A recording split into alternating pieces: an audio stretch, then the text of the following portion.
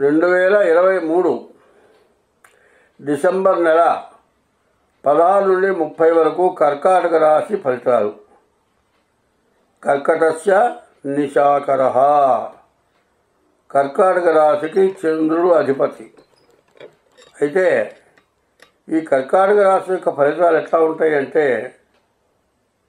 ఇప్పుడల్లా కూడా చంద్రుడిని చూసి పూజించేటువంటి రోజులు. కార్తీకం కానీ మార్గశిరం కానీ చంద్రుడిని చూసి పూజించే రోజులు. ఈ చంద్రుడి వల్ల మంచి సత్ఫలితాలు వస్తాయి. కాబట్టి ఈ కర్కాటక రాశి వాళ్ళకి ఎదురు అసలు మామూలుగానే ఎదురంటూ లేదు. ఎందుకంటే కర్కాటక రాశికి అధిపతి చంద్రుడు. ఆ చంద్రుడు ఎప్పుడూ మేలే చేస్తాడు, ఎప్పుడు కనిపెట్టే ఉంటాడు వలనే.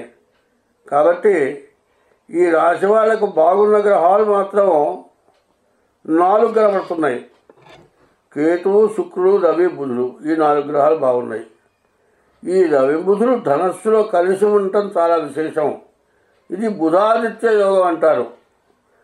వ్యాపారస్తులకు కానీ ఉద్యోగస్తులకు కానీ వాళ్ళు చేసే వృత్తిలో బాగా కలిసి వస్తుంది. ఎప్పుడు చూడనంత ఆదాయం చూస్తారు, ఎప్పుడు పొందని మేలు పొందుతారు. మీ ఇంట్లో కావాల్సిన వస్తువులు ఏవైనా కొన్ని ఉంటాయి, ఎప్పటి నుంచో అనుకుంటారు, అవి కొనాలని ప్రయత్నం చేస్తారు. ఎన్నిసార్లు ప్రయత్నం చేసినా ఆ వస్తువు కొనలేకపోవచ్చు. కానీ ఈ టైంలో రవి బుధులిద్దరూ కలిసి ఉండి మిథున లగ్నాలు చూడటం వల్ల మీరు ఏదైతే అనుకున్నారో, ఏది కావాలని జీవితంలో కోరుకుంటూ ఉన్నారో అది మీకు ఖచ్చితంగా సంప్రాప్తం అవుతుంది. కాబట్టి ఈ రాశివారు చాలా జాగ్రత్తగా ఉండి చేసుకుంటే సత్ఫలితాలు పొందుతారు. ఎందుకంటే కష్టే ఫలి అన్నారు. ఎవరైతే కష్టపడతారో వాళ్ళు ఫలితాలు పొందుతారట. అందువల్ల ఈ రాశి వాళ్ళు ఏం చేయాలి? ప్రతిరోజు కూడా శివాలయానికి వెళ్ళాలి, ఈశ్వరార్చన చేసుకోవాలి. తర్వాత విష్ణుమూర్తిని కలువ పూలతో పూజ చేయాలి. ఇంకా మీకు చేతనైతే రోజు విష్ణు సహస్రం పారాయణ చేయండి, మీకు బాగా కలిసి వస్తుంది. శుక్రుడు కూడా బాగున్నాడు. ఈ శుక్రుడు బాగుండటం వల్ల శుక్రుడు తులా వృషభ రాశులకి శుక్రుడు అధిపతి. కాబట్టి శుక్రుడు వల్ల ఇంట్లో వివాహాది శుభకార్యాలు జరగడానికి బాగా మంచి అవకాశం కనబడుతుంది. ఈ శని అష్టమ శని ప్రాణకంటకుడు. కాబట్టి అష్టమ శని వల్ల ఏమిటా అంటే, ఏమాత్రం మనం అజాగ్రత్తలో ఉంటే మాత్రం దెబ్బలు తగలటానికి, కాళ్ళు చేతిలో ఏమన్నా విరగటానికి చాలా అవకాశం దగ్గరలో కనబడుతుంది. తర్వాత రాహు బాగాలేడు, గురువు బాగాలేడు. కుజుడు, శని, రాహు, గురువు ఈ 4 గ్రహాలు బాగుండకపోవటం చాలా ఇబ్బందికరం. బాగున్న దాన్ని చెడగొడతారు. ఒక ఆమె ఈ నెలలో ముగ్గు వేస్తారు. ప్రతిరోజు కూడా ముగ్గు వేయటం, దీపారాధన చేయటం చాలా విశేషం. ఒక ఆమె ముగ్గు వేస్తే ఇంకో ఆమె చెరపటం మొదలుపెట్టిందిట. ఒక ఆమె దీపారాధన వేస్తే ఇంకొక ఆమె దీపారాధన ఆర్పడం మొదలుపెట్టిందిట. ఏమిటంటే వాళ్ళకి మంచి పనికి విరుద్ధమైనటువంటి మనస్తత్వం. అటువంటి విరుద్ధమైన మనస్తత్వం రాక్షస గ్రహాలు శని, రాహు, గురువు, కుజుడు. ఈ 4 గ్రహాలు పాపగ్రహాలు. ఈ పాపగ్రహాల వల్ల చేయరాని పనులన్నీ జరుగుతాయి. కాబట్టి దాని గురించి ఆలోచించాలి అంటే ఈ గ్రహశాంతి తప్పదు. కుజుడికి 7,000 జపం చేయించుకొని కందులు దానం ఇవ్వండి. శనికి 19,000 జపం చేయించుకొని నల్ల నువ్వులు దానం ఇవ్వండి. రాహుకి 18,000 జపం చేయించుకొని మినుగులు దానం ఇవ్వండి. గురువుకి 16,000 జపం చేయించుకొని శనగలు దానం ఇవ్వండి.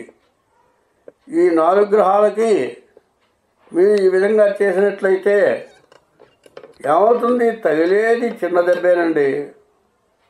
కాలికి మడివకు దెబ్బ తగులుతుంది. ఆ మడివలో కండ ఒక అరంగుళంలోకి పోతుంది. ఎన్నాడు నడవకుండా కూర్చోవాలి, నడిస్తేనేమో మడిలో ఉండి సెలేస్తుంది.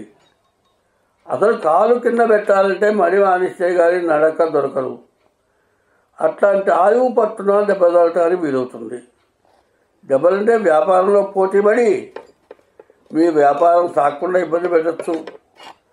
వెళ్తూ ఉండగా శని వల్ల ఏమైనా దెబ్బలు తగలవచ్చు. రాహు బాగుండేటట్లయితే ప్రతి వాళ్ళకి ఎట్లా ఉంటుందంటే, ఈ రాహు బాగాలేదు కాబట్టి ప్రతి వాళ్ళ దృష్టి వీళ్ళ మీదే ఉంటుంది. సంపాదన తక్కువైనా కూడా వీళ్ళేదో బాగుపడటం లేదు, వీళ్ళే బాగుపడుతున్నారు, మేము బాగుపడటలేదు అనేటువంటి అసూయ ద్వేషాలు ఉంటాయి. కాబట్టి ఈ రాశి వాళ్ళు రాహుకాల పూజ చేసుకోవడం చాలా అవసరం. తర్వాత ఈ రాశి వాళ్ళు కుజుడికి 7,000 జపం చేయించుకొని కందిపప్పు దానం చేయండి బ్రాహ్మడికి.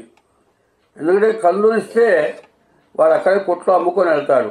కందిపప్పు అయితే ఇంటికి వెళ్ళి వండుకొని తింటాడు. దీనివల్ల మీరు ఆస్తులు, ఇల్లు, వాకిలో, స్థలాలు, పొలాలు ఎవరు ఖచ్చితంగా కొంటారు. కుజుడికి జపం చేయించి కందిపప్పు దానం ఇచ్చినట్లయితే మీరు ఏదో ఒక ఆస్తిని మాత్రం ఖచ్చితంగా కొనగలుగుతారు. కుజుడు స్వక్షేత్రంలో ఉండటం చాలా విశేషం. కుజుడు చెడుగా ఉన్నా కూడా ఉపయోగపడతాడు. శుక్రుడు స్వక్షేత్రంలో ఉన్నాడు. ఈ శుక్రుడు వల్ల కూడా వివాహాది శుభకార్యాలు బాగా జరుగుతాయి. శని అష్టమంలో ఉన్నాడు, ప్రాణకంటకుడు. శని వల్ల ప్రయాణాలు చేయకూడదు. బయటికి వెళ్ళేటప్పుడు జాగ్రత్తగా వెళ్ళాలి. మనం ఎంత జాగ్రత్తగా ఉన్నా ఎదురు వచ్చేవాడు మనల్ని కొట్టి కళ్ళు కనపట్టలేదయా అంటాడు. వాడు చేసింది తప్పుగాక మనం తప్పు చేసినట్టుగా మాట్లాడతాడు. కాబట్టి ఈ శని వల్ల శనికి 19,000 జపం చేయించుకొని నల్ల నువ్వులు దానం ఇవ్వండి. రాహుకి 18,000 జపం చేయించుకొని మినుగులు దానం ఇవ్వండి. గురువుకి 16,000 జపం చేయించుకొని శనగలు దానం ఇవ్వండి. అయితే ఈ రాశి వాళ్ళు సూర్యుడు ఉదయించకమునిపై లేచి సూర్య నమస్కారం చేయాలి. అట్లాగే మధ్యాహ్నం కరెక్ట్గా 12 గంటలకి సూర్య నమస్కారం చేయాలి. సాయంత్రం 5 గంటలకి సూర్య నమస్కారం చేయాలి. రవి బుధులు ఇద్దరు కలిసి ఉండటం విశేషం. సూర్యుడి నమస్కారం చేస్తే మీ జీవితంలో అనుకున్న పనులన్నీ కూడా అవుతాయి.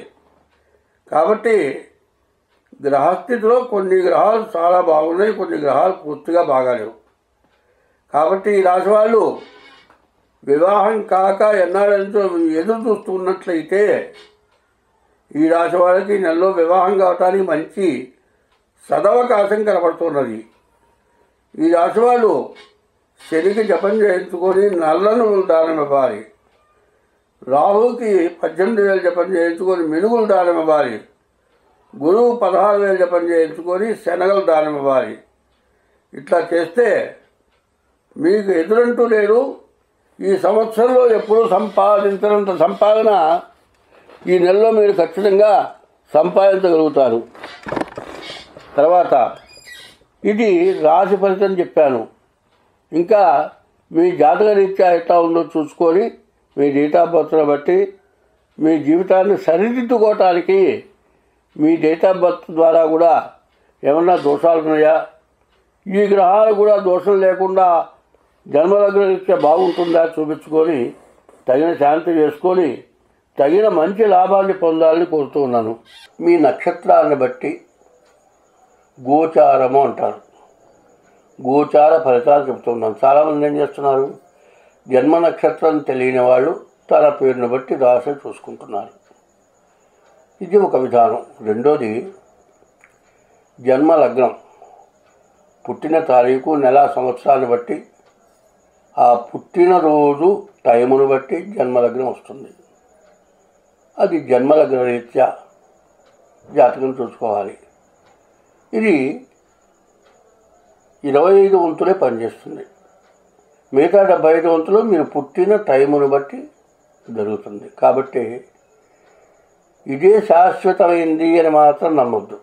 ఎందుకంటే జన్మ నక్షత్రం నిజంగా మీరు చెప్పిన జన్మ నక్షత్రంలో మీరు పుట్టి ఉంటే 25% జరుగుతుంది.